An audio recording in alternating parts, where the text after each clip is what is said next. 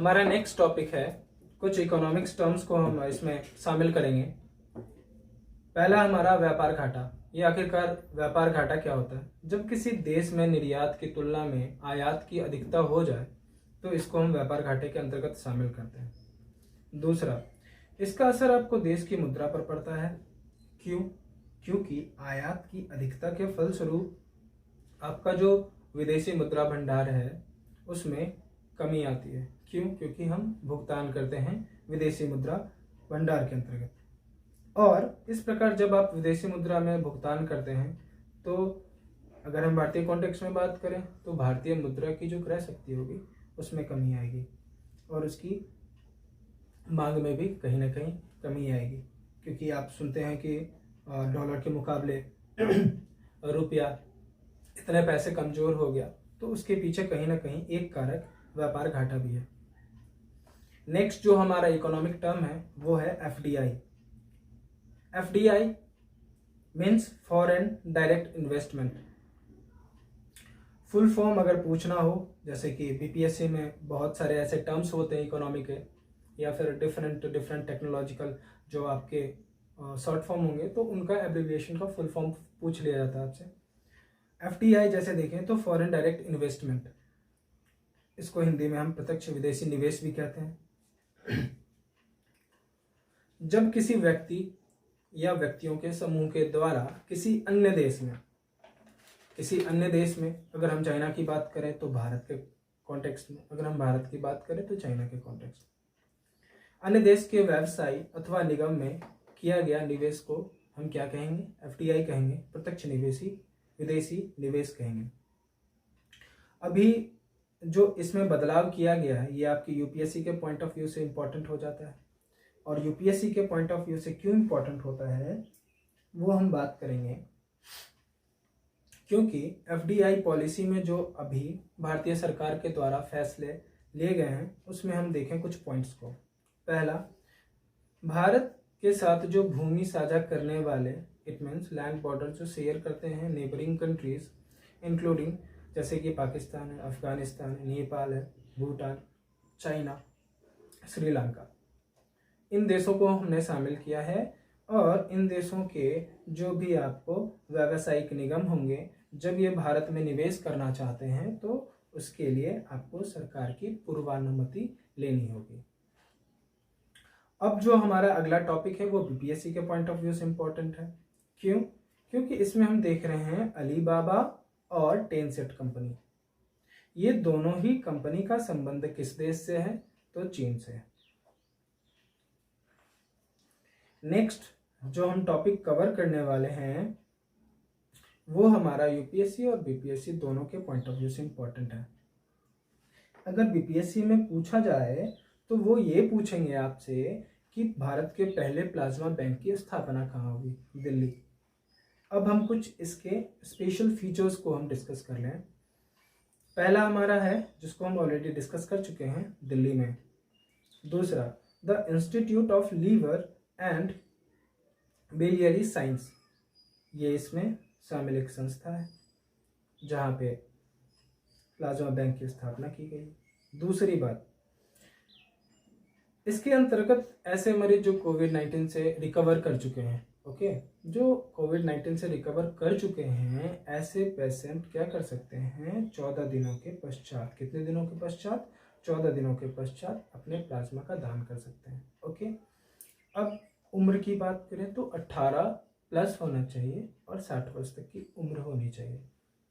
ऐसे ही लोगों को दान देने का परमिशन है। इसके अतिरिक्त 50 केजी से आपका वजन कम नहीं होना चाहिए। कौन कौन से ऐसे पर्सन हैं जो दान नहीं कर सकते? तो जो किसी गंभीर बीमारी से ग्रस्त हैं जैसे कि मधुमेह, दूसरा हमारा रक्तचाप इत्यादि।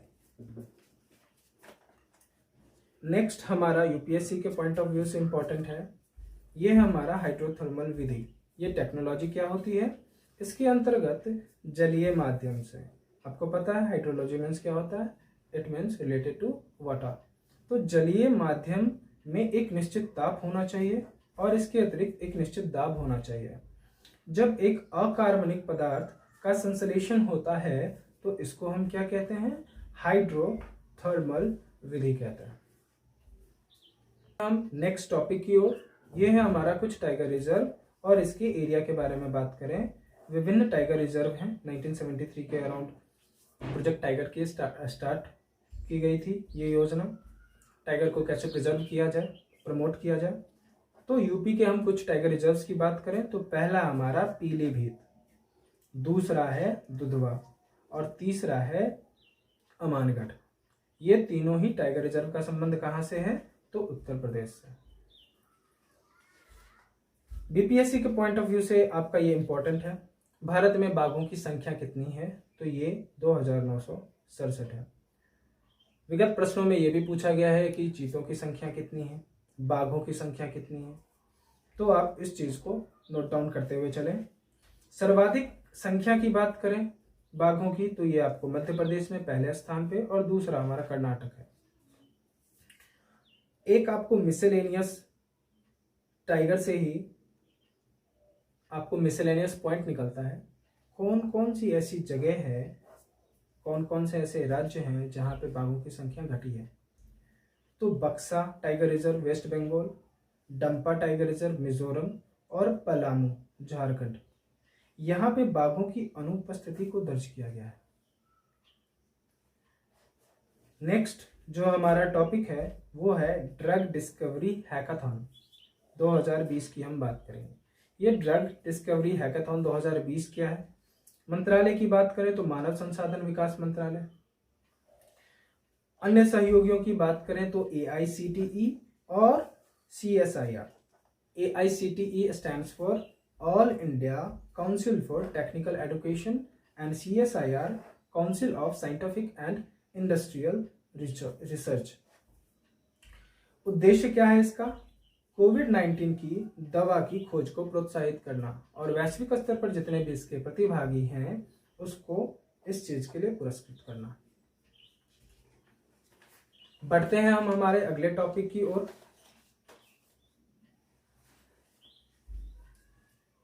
Acquisition council, abbreviation DAC, Hindi में रक्षा अधिग्रहण परिषद। इसकी अध्यक्षता रक्षा मंत्री के द्वारा की जाती है। भारत और चीन के बीच में तनाव की स्थिति देखी जा रही है। इसमें बहुत सारे आपको रक्षा के इक्विपमेंट्स को परचेज करने की कोशिश की जा रही है।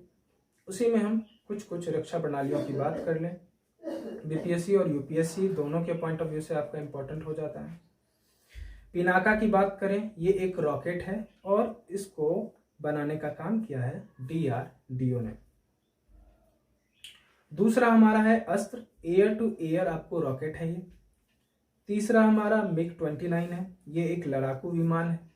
और लास्ट में हमारा Su-30 MKI। Hindustan aeronautical limited और रूस, इन दोनों के सहयोग से इसको विकसित किया जा रहा है और ये भी एक फाइटर जेट है। अब हम अपने अगले टॉपिक की ओर बढ़ें। स्वर्णिम चतुर्भुज योजना, गोल्डन क्वाड्रिलेटरल योजना। कुछ महानगरों को जोड़ने की बात की जा रही है। पहला हमारा दिल्ली, दूसरा हमारा मुंबई, तीसरा हमारा चेन्नई और अंतिम हमारा हावड़ा। रेलवे लाइन का विस्तार किया जाएगा। नेक्स्ट हमारा टॉपिक है धर्म चक्र दिवस। 4 जुलाई को हम सेलिब्रेट करते हैं। नेक्स्ट हमारा टॉपिक है काकी। ये काकी क्या है, तो एक प्रकार का ये पक्षी है। न्यूजीलैंड में ये पक्षी पाई जाती है और IUCN के रेड लिस्ट में ये क्रिटिकली इंडेंजर्ड स्पीसीज के अंतर्गत शामिल है। हमारा आज का अंतिम टॉपिक बोत्सवाना। बोत्सवाना हमारे लिए क्यों महत्वपूर्ण है, यहाँ पे बृहद पैमाने पर हम देखते हैं हाथियों की असामयिक मृत्यु हो गई है। तो बोत्सवाना आपके लिए बहुत इंपॉर्टेंट हो जाता है यूपीएससी और बीपीएससी के पॉइंट ऑफ व्यू से। इसको हम आइए देखते हैं। यहीं पे एक ओकावांगो डेल्टाई क्षेत्र है। जब आप अफ्रीकन कॉन्टिनेंट में जाएंगे तो वहां पे बोत्सवाना कंट्री सिचुएटेड है। गैबोरोना ये इसकी राजधानी है। ये एक लैंड लॉक्ड कंट्री है। इसके अतिरिक्त दुनिया की सबसे ज्यादा हाथियों की आबादी की बात करें 1,30,000 के आसपास, वो भी आपको बोत्सवाना में ही है। यहीं पे आपको स्थित है ओकावांगो डेल्टाई क्षेत्र। और ओकावांगो डेल्टाई क्षेत्र कहाँ अवस्थित है? बोत्सवाना में। अब हम बात करेंगे, यहाँ पे एक झील है और वो झील काफ़ी फेमस है, उसका नाम है मक्का दिक गादी। ये मक्का दिक गाती झील यहीं पे अवस्थित है और हम देखते हैं होलोसिन पीरियड के अराउंड में उसी का ये हिस्सा थी झील। और लास्ट पॉइंट है हमारा कि ये यूनेस्को के विश्व धरोहर सूची में शामिल है। बोत्सवाना के अगर हम जोग्राफिकल फीचर के बारे में बात करें, अगल बगल के कंट्रीज की बात करें, पूर्व में जहाँ जिम्बाब्वे, पश्चिम में नामीबिया और नीचे की तरफ यानी कि दक्षिण की तरफ साउथ अफ्रीका है। नामीबिया का कुछ सेक्शन आपको उत्तर में भी मिलता है। आप इन सब चीज़ों को ध्यान रखें। आपके सुझावों का मैं वेट करूंगा और इसको और बेहतर से बेहतर बनाने की कोशिश करूंगा। और इसी के साथ आज की कक्षा समाप्त होती है। धन्यवाद।